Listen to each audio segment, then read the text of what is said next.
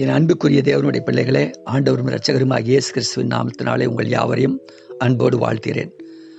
ஆதியாகமம் 8ஆம் அதிகாரம் 1வது வசனத்தில் நாம் இப்படி பார்க்கிறோம்.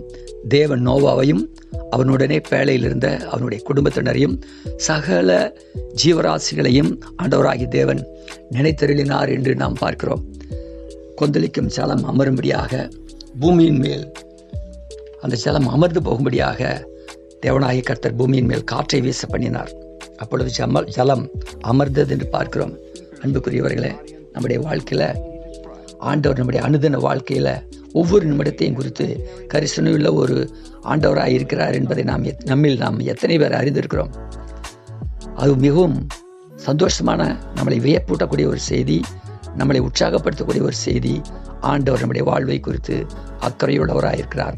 நாம் எல்லோரும் தேவனுடைய நினைவில் இருக்கிறோம் என்பது நமக்கு ஒரு கொடுக்கப்பட்ட ஒரு பெரிய பாக்கியம், சாக்கியம். நம்முடைய வாழ்வின் ஒவ்வொரு செயலை குறித்தும் ஆண்டவர் கரிசனை ஓடுகிறார். அவர் நம்முடைய சிருஷ்டிகர் மட்டுமின்றி நம்மளை பாதுகாத்து பராமரிக்கிறவராகவும் கூட இருக்கிறார். தங்கள் தேவனால் மறக்கப்பட்டு விட்டதாக அநேகர் சில நேரங்களில் கூறுவதுண்டு. அது உண்மை அல்ல. தேவனை விட்டும் இவ்வுலகத்தின் காரியங்களை நாடி சென்றது அவர்கள் தானே ஒழிய, தேவன் அவர்களை எப்பொழுதும் அவர்களை தம்முடைய நினைவில் வைத்து கொண்டிருக்கிறார் என்பதை அவர்கள் உணர வேண்டும். அவர்கள் அவருடைய எண்ணங்களில் எப்பொழுதும் நிலைத்திருக்கின்றனர் என்பதையும் அவர்கள் உணர வேண்டும். நம்முடைய வாழ்க்கையில் அநேக நேரங்களில் நாம் கைவிடப்பட்டது போல, நாம் தேவனால் நினைக்கப்படாதது போல, தேவன் நம்முடைய வாழ்க்கை குறித்த அக்கறையும் கரிசனையும் இல்லாதவர் போல இருக்கிறாரே என்று நாம் அங்கலாய்ப்பதை நமக்கு நாமே அங்கலாய்த்து கொண்டிருக்கிறோம். ஆனால் உண்மை அப்படி அல்ல. என் அன்பு தேவனுடைய பிள்ளைகளே, நாம் தேவனுடைய நினைவில் இருக்கிறோம் என்பது அதுதான் நிதர்சனமான உண்மை.